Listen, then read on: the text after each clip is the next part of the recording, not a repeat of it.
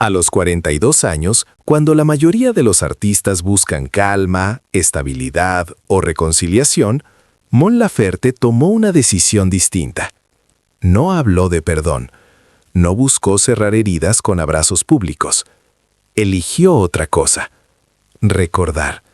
Y en ese acto silencioso comenzó a dibujarse una lista invisible de nombres, de episodios y de traiciones que nunca volverían a ocupar un lugar en su vida. ¿Qué ocurre cuando un artista deja de querer agradar? ¿Quiénes son esas personas que alguna vez estuvieron tan cerca, celebrando su talento, y que con el tiempo se transformaron en las heridas más profundas? ¿Por qué hay nombres que jamás se pronuncian, pero que siguen resonando en cada canción, en cada pausa y en cada silencio incómodo? Y, sobre todo, ¿no perdonar es una forma de rencor o puede ser una manera de sobrevivir? Mon Laferte no es solo una cantante, es una voz que incomoda, una presencia que no se deja domesticar y una mujer que aprendió, a fuerza de golpes, que el éxito no protege del abandono. A lo largo de su carrera, fue amada por millones, cuestionada por muchos y empujada a justificar cada gesto, cada palabra y cada decisión. Hoy, al mirar atrás, no busca ajustar cuentas, sino entender por qué algunas heridas nunca cicatrizaron. Esta no es solo la historia de una artista famosa.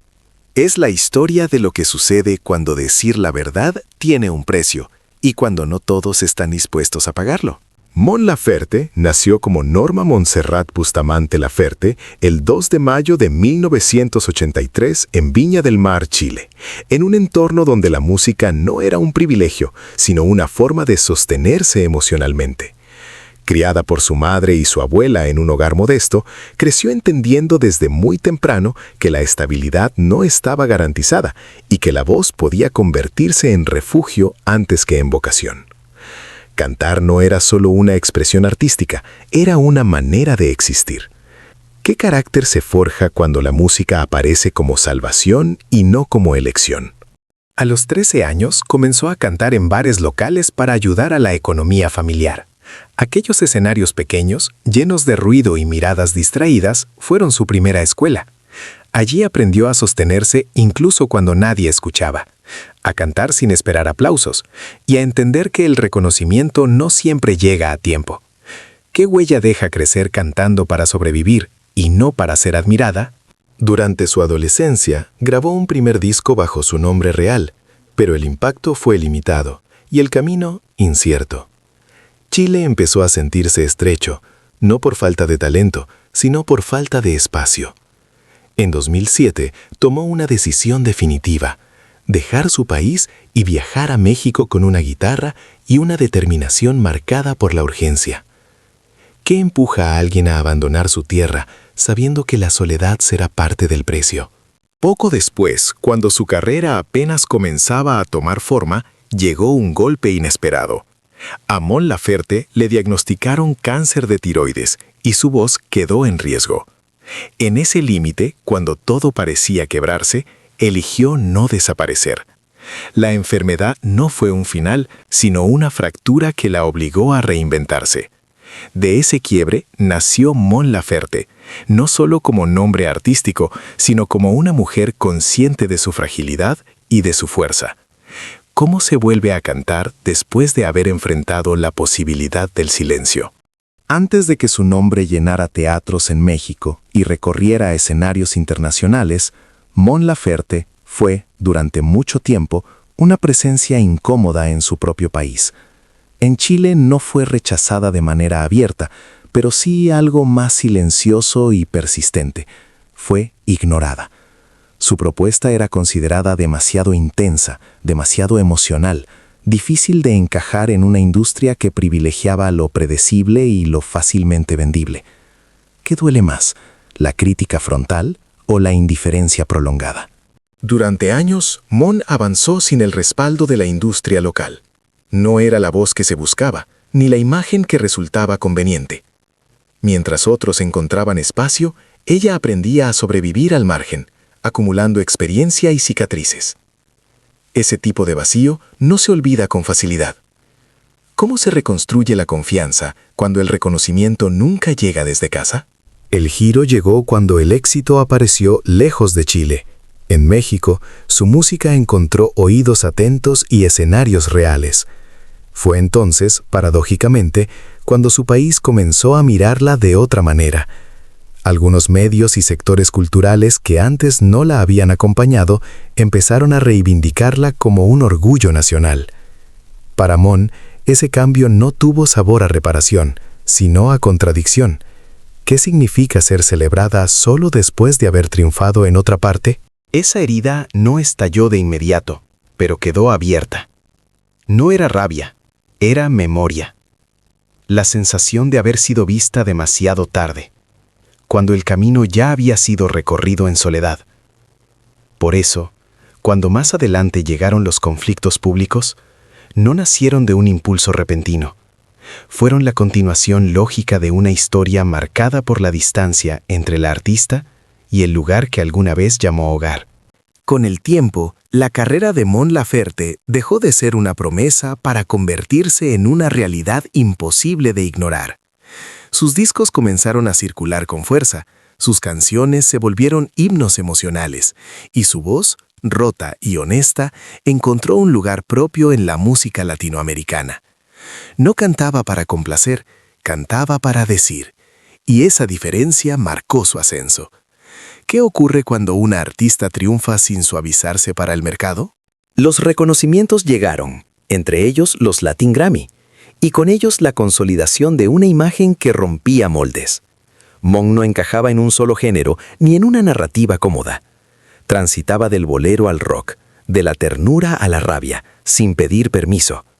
Su estética, cargada de referencias retro y una sensualidad sin filtros, reforzaba la sensación de una artista que no negociaba su identidad. ¿Hasta qué punto el éxito permite seguir siendo fiel a uno mismo? Pero mientras el público crecía y los escenarios se multiplicaban, también aumentaba la incomodidad que generaba su presencia. Mon se convirtió en un símbolo, no solo musical, sino cultural. Y los símbolos, tarde o temprano, incomodan al poder. En ese punto, su carrera alcanzó el punto más alto, justo antes de enfrentarse al momento que cambiaría para siempre la manera en que el mundo la miraba. El año 2019 marcó un antes y un después en la historia pública de Mon Laferte. Durante la ceremonia de los Latin Grammy, en medio de flashes, alfombras rojas y discursos ensayados, Mon tomó una decisión que nadie esperaba. Frente a las cámaras, se desabrochó la chaqueta y dejó al descubierto su torso desnudo, con una frase escrita en letras negras: "En Chile torturan, violan y matan". No fue un gesto improvisado, fue un mensaje directo, incómodo y sin posibilidad de ser ignorado. ¿Puede un solo acto cambiar la forma en que el mundo observa a una artista? La imagen recorrió el planeta en cuestión de minutos. Para algunos fue un acto de valentía y coherencia política, para otros una provocación inaceptable, en un espacio que muchos preferían mantener neutral. La reacción fue inmediata y feroz. Las redes se dividieron, los titulares se multiplicaron, y Mon pasó casi de un instante a otro de ser celebrada por su talento a ser juzgada por su postura. ¿Quién decide dónde termina el arte y dónde comienza el escándalo? A partir de esa noche, la mirada sobre Mon Laferte cambió de manera irreversible. Ya no era solo una cantante exitosa, sino una figura incómoda que había cruzado una línea invisible. Cada gesto posterior fue analizado con lupa. Cada palabra interpretaba como una declaración política. El silencio dejó de ser una opción. ¿Qué precio paga un artista cuando decide no separar su voz de sus convicciones?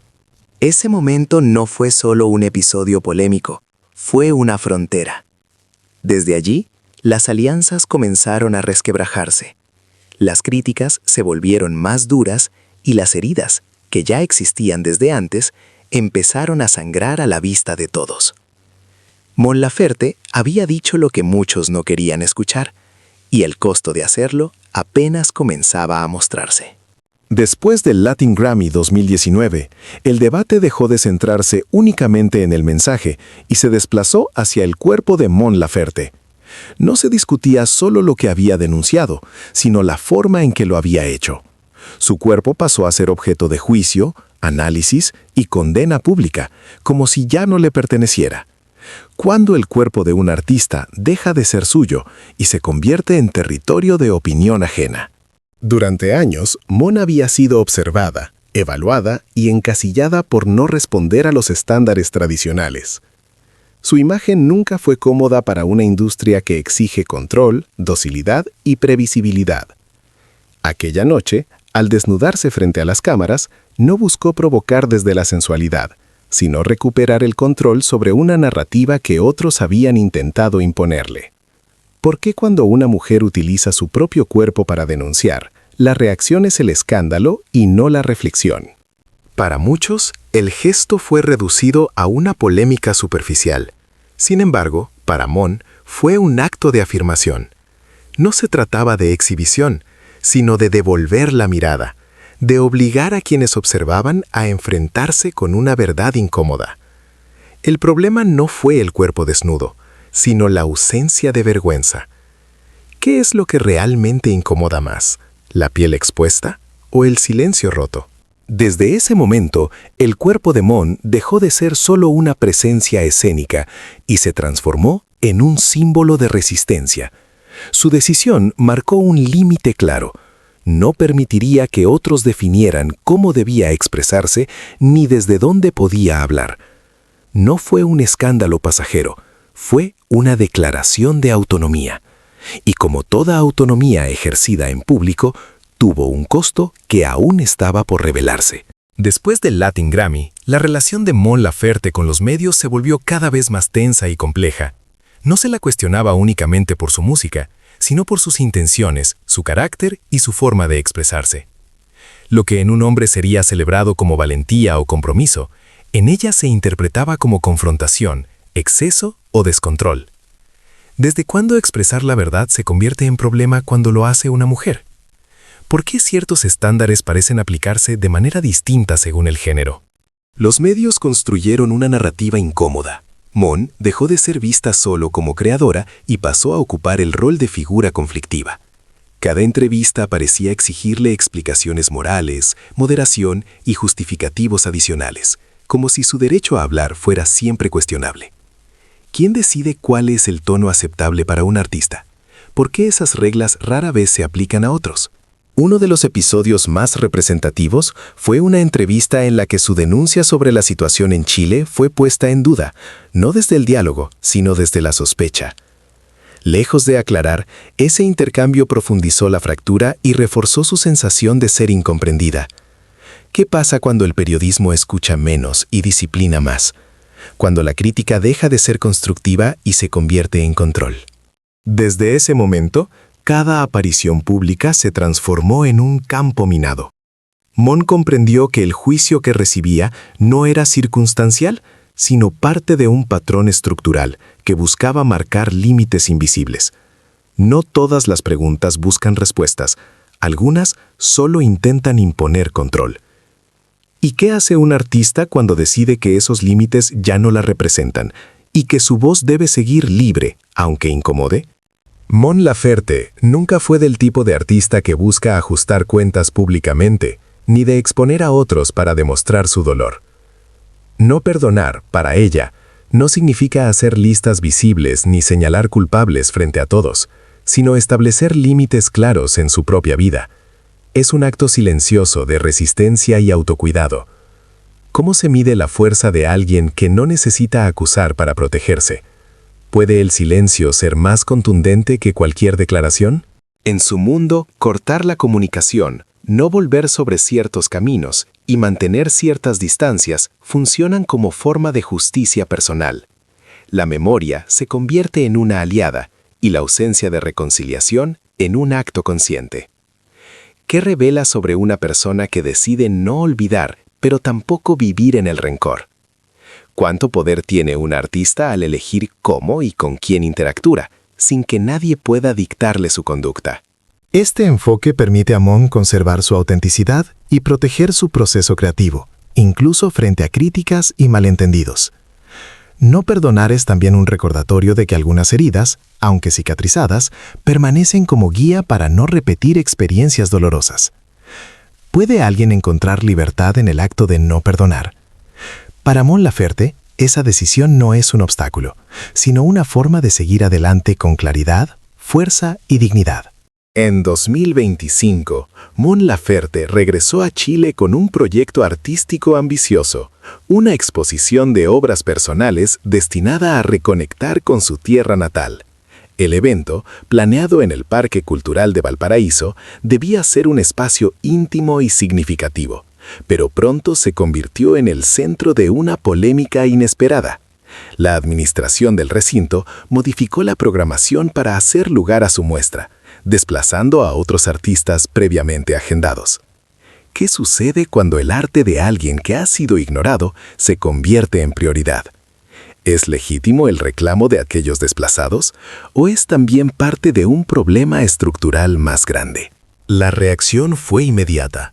Más de 500 artistas firmaron una carta de protesta, incluyendo figuras destacadas de la crítica cultural. Se cuestionaba si Mon estaba utilizando su fama para sobrepasar principios de igualdad y respeto dentro del ecosistema artístico chileno. ¿Qué siente un artista cuando su intento de aportar al patrimonio cultural se percibe como arrogancia? ¿Cómo se equilibra el derecho a la expresión individual con la justicia para la comunidad creativa? Mon respondió con fuerza en sus redes sociales, expresando su indignación y planteando preguntas que reflejaban su desconcierto. ¿Cuándo fue que volver a su país con arte se volvió un delito? ¿Por qué tanto odio acumulado hacia quien solo buscaba mostrar su obra?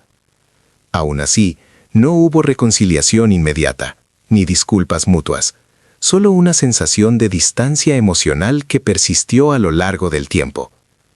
Este episodio dejó una cicatriz profunda en Mon, reforzando la idea de que algunas heridas no se curan con la fama ni con la exposición mediática. ¿Qué impacto tienen estas tensiones en la creatividad de un artista? ¿Cómo se mantiene la autenticidad cuando el entorno intenta controlarla? Lo que dolió más a Mon Laferte no fueron las críticas externas, sino las miradas y actitudes de quienes alguna vez se habían presentado como aliados. Entre los firmantes de la carta de protesta se encontraban personas con las que Mon había compartido ideales, proyectos y confianza. Esa sensación de traición desde dentro fue un golpe profundo. No se trata solo de oposición, sino de decepción de aquellos que conocían su trayectoria y su intención. ¿Qué se siente cuando los que debían apoyarte se convierten en quienes más cuestionan? ¿Cómo se reconstruye la confianza cuando incluso los amigos parecen voltearte la espalda? Mon aprendió que no todas las alianzas son permanentes y que la coherencia de uno mismo a veces choca con los intereses de otros. Esa experiencia le enseñó a confiar menos en lo aparente y más en su propio criterio, reforzando la importancia de los límites personales y la autonomía artística. ¿Puede alguien proteger su integridad sin traicionar su esencia? ¿Hasta qué punto la traición de los cercanos define la manera en que un artista interactúa con su entorno? Para Mon, esas heridas se convirtieron en lecciones, recordatorios de que el camino de una voz auténtica rara vez es fácil ni lineal. A pesar del respaldo masivo de sus fans, Mon Laferte se encontró enfrentando un sistema de poder cultural que rara vez apoyaba a los artistas independientes. Mientras su música y sus mensajes eran celebrados por la audiencia, las decisiones de espacios, medios y autoridades culturales parecían ir en sentido contrario. ¿Qué sucede cuando quienes deberían proteger la expresión artística actúan en contra de ella? ¿Es posible ser amado y al mismo tiempo ignorado por aquellos que controlan la infraestructura cultural? El contraste se volvió evidente. La pasión del público no bastaba para garantizar respeto o igualdad dentro del ecosistema artístico. Mon comprendió que la validación externa no siempre coincide con la justicia estructural. Cada éxito traía consigo nuevas tensiones, y cada aplauso podía ser acompañado por críticas veladas o barreras invisibles.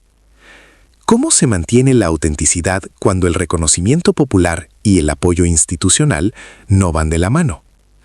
¿Puede alguien continuar su camino creativo sin sucumbir a la presión de quienes detentan el poder? Esta paradoja marcó una constante en la vida de Mon. Su talento y su mensaje eran recibidos con entusiasmo, pero siempre con límites impuestos por quienes decidían qué estaba permitido y qué era polémico. La artista aprendió a navegar esa dualidad, a valorar el apoyo sincero del público mientras fortalecía su independencia frente a las estructuras de poder que buscaban contenerla. ¿Hasta qué punto la libertad artística puede coexistir con un entorno que evalúa cada movimiento con lupa? Aunque Mon Laferte nunca atacó directamente al presidente Gabriel Boric, quedó clara su decepción por la falta de apoyo hacia los artistas independientes y activistas perseguidos. Las palabras de Mon reflejaban un sentimiento de abandono. Esperaba un respaldo que nunca llegó y percibió una distancia emocional evidente. ¿Qué se siente al mirar hacia las figuras de poder y notar que la comprensión y la protección no existen?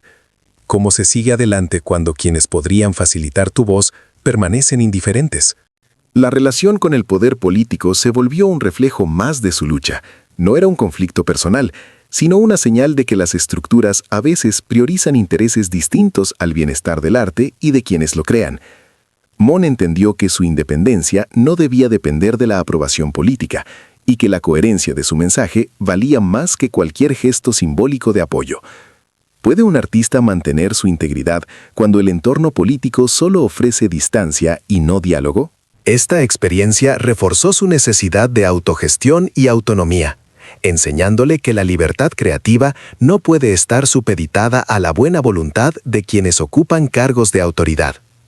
Cada decisión artística debía ser medida por su convicción y no por la posibilidad de obtener reconocimiento oficial. ¿Hasta qué punto es posible seguir siendo fiel a uno mismo cuando los que deberían proteger tu trabajo no lo hacen? En los medios y redes sociales comenzaron a surgir comparaciones entre Mon Laferte y la joven cantante mexicana Kenia Oese. Algunos titulares la llamaban la nueva Mon Laferte, insinuando que su legado podía ser reemplazable o que su estilo ya tenía un sucesor. Aunque Mon nunca atacó directamente a Kenia, estas comparaciones se percibieron como un desafío a su identidad artística. ¿Qué se siente al ver que tu trayectoria y esfuerzo son reducidos a un titular o a una etiqueta? ¿Puede alguien realmente reemplazar años de lucha y de experiencia acumulada? La artista percibió que estas comparaciones no solo eran injustas, sino también peligrosas para su autenticidad. Transformaron lo que podría haber sido un vínculo de respeto entre mujeres artistas en un juego de rivalidades fomentado por la prensa y los fans. ¿Cómo se protege un legado cuando otros buscan medir tu valor con estándares externos? ¿Hasta qué punto la opinión pública puede influir en la percepción de una carrera que ha sido forjada con esfuerzo y resiliencia?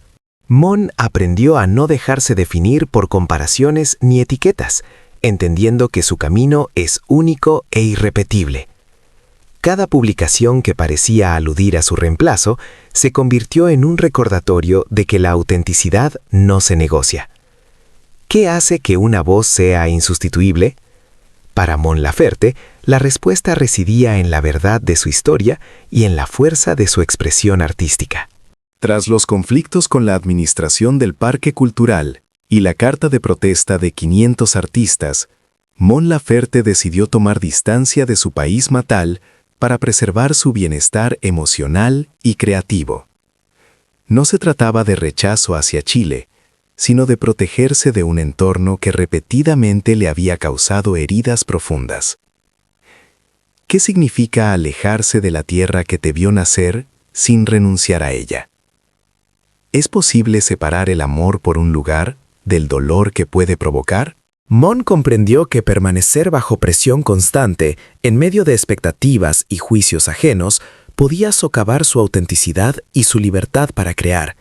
Su retiro no fue un abandono, sino un acto consciente de autocuidado y reflexión. ¿Cómo se encuentra la paz interior cuando los espacios que antes fueron símbolo de resistencia se vuelven fuentes de tensión? ¿Qué precio tiene mantener la integridad frente a las exigencias sociales y culturales? Desde esa distancia, Mon pudo observar con claridad, seguir produciendo arte y nutrir su relación con los fans que la apoyaban sinceramente. Aunque físicamente separada, su conexión con Chile y con su historia permaneció intacta. Esta elección le permitió continuar construyendo su carrera sin traicionar sus principios, demostrando que la lealtad a uno mismo puede coexistir con el amor por la propia tierra. Después de años de enfrentar críticas, polémicas y expectativas constantes, Mon Laferte comenzó a mostrar signos de agotamiento físico y emocional. Las batallas públicas y las heridas privadas pesaban, y aunque la música seguía siendo su refugio, ya no bastaba para llenar el vacío que sentía en su interior. ¿Cómo se mantiene la creatividad cuando cada esfuerzo se ve juzgado y cuestionado? ¿Qué queda cuando el aplauso no alivia el cansancio acumulado? Mon experimentó una soledad que ni la fama ni el reconocimiento podían compensar. Cada decisión artística requería un esfuerzo extra, no solo para crear, sino para proteger su esencia frente a un entorno que constantemente evaluaba sus movimientos. ¿Hasta qué punto puede un artista seguir siendo fiel a sí mismo cuando la presión externa es constante? ¿Cómo se sostiene la motivación cuando la crítica parece ineludible? En medio de esta fatiga, Mon aprendió a escuchar su propio cuerpo y sus emociones. Comprendió que la autenticidad requiere cuidado personal y que la fuerza no consiste solo en resistir, sino en reconocer los propios límites. ¿Puede alguien encontrar equilibrio en la intensidad del éxito y la exigencia social? Para Mon Laferte, el agotamiento no era derrota, sino una señal de que necesitaba crear desde un lugar de conciencia y respeto por sí misma. A los 38 años, Mon Laferte sorprendió al mundo al anunciar su embarazo, un giro profundo en su vida personal y artística. La maternidad trajo consigo alegría, transformación y al mismo tiempo un nuevo conjunto de críticas y expectativas. Mientras algunos celebraban su decisión, otros cuestionaban cómo podría seguir siendo provocadora y auténtica siendo madre. ¿Es posible mantener la independencia y la fuerza creativa mientras se asume la responsabilidad de criar a un hijo? ¿Por qué la sociedad observa con lupa cada elección de una mujer artista que decide ser madre? El embarazo y la crianza exigieron a Mon reorganizar su vida y sus prioridades, sin sacrificar la intensidad de su trabajo ni la profundidad de su mensaje. Sin embargo, cada paso estaba sujeto a juicio. Su tiempo, sus decisiones y hasta la manera en que combinaba arte y maternidad eran evaluados constantemente. ¿Qué carga representa ser madre y al mismo tiempo una figura pública que no desea ceder su autonomía? ¿Cómo proteger a un hijo mientras se enfrenta a la presión de la opinión pública? Para Mon, la maternidad no fue un obstáculo, sino una oportunidad de crecimiento. Le permitió observar el mundo con más compasión, reforzar su determinación de no permitir que otros definieran su camino y enseñar, a través de su ejemplo, que la autenticidad y la fuerza pueden coexistir con la crianza. ¿Puede alguien encontrar libertad en un rol que tradicionalmente ha estado lleno de expectativas y límites impuestos por los demás? Para Mon Laferte, la respuesta estaba en mantenerse fiel a sí misma, abrazando tanto el amor como la responsabilidad de su nueva vida. Para Mon Laferte, no perdonar no significa vivir en el rencor, sino establecer límites claros que protejan su integridad y su libertad creativa. A lo largo de su carrera, aprendió que algunas heridas no pueden ni deben ser olvidadas, y que la ausencia de reconciliación no es sinónimo de odio. ¿Qué revela sobre una persona el hecho de decidir no olvidar, pero tampoco dejar que el dolor defina cada acción? ¿Puede el acto de no perdonar ser, en realidad, una forma de liberación personal? La artista entendió que el perdón impuesto por la sociedad no siempre corresponde con la verdad interior. Mantener distancia de quienes le causaron daño, no responder a provocaciones y conservar su autonomía se convirtieron en herramientas de supervivencia emocional. ¿Cómo se encuentra equilibrio entre justicia personal y bienestar emocional? ¿Es posible seguir creando sin comprometer la autenticidad cuando el pasado aún duele? Este enfoque le permitió a Mon continuar su trayectoria sin traicionar su esencia. No perdonar fue también un recordatorio de que la libertad personal tiene un costo y que algunas decisiones no requieren la aprobación de otros. ¿Puede alguien encontrar fuerza en el acto de no perdonar? Para Mon, esa decisión no limitó su vida, sino que le permitió seguir avanzando con claridad, determinación y dignidad, reafirmando que la memoria y la verdad propia son pilares fundamentales de su arte y de su existencia. Al final de este recorrido, queda claro que la historia de Mon Laferte no se mide solo por sus éxitos, premios o reconocimientos internacionales, sino por la coherencia y fuerza con la que ha sostenido su voz frente a la adversidad. Ha enfrentado críticas, traiciones y expectativas externas sin ceder su autenticidad, demostrando que la libertad personal y la integridad artística tienen un valor superior a la aceptación inmediata. ¿Qué significa ser fiel a uno mismo cuando el mundo espera conformidad? ¿Cómo se construye un legado que respete la verdad interior por encima de la opinión ajena? Mon Laferte eligió vivir su camino sin esperar reconciliaciones ni perdones públicos. Cada decisión, desde la protesta en el Latin Grammy hasta la maternidad y la distancia de ciertos círculos de poder, refleja una determinación que inspira y desafía a la vez. ¿Podemos aprender de su ejemplo sobre cómo enfrentar nuestras propias heridas sin traicionar nuestra esencia? ¿Qué haríamos nosotros si tuviéramos que decidir entre la comodidad social y la fidelidad a nuestra voz interior? Hoy te invitamos a reflexionar y compartir tu perspectiva. ¿Qué opinas sobre la filosofía de no perdonar como forma de protegerse y avanzar? ¿Crees que la memoria de las heridas puede coexistir con la libertad personal? Deja tu comentario y cuéntanos cómo te resuena esta historia, qué aprendizajes sacas y qué preguntas te surgen sobre el equilibrio entre autenticidad, justicia personal y la fuerza del arte para transformar la vida. Tu voz también forma parte de esta conversación.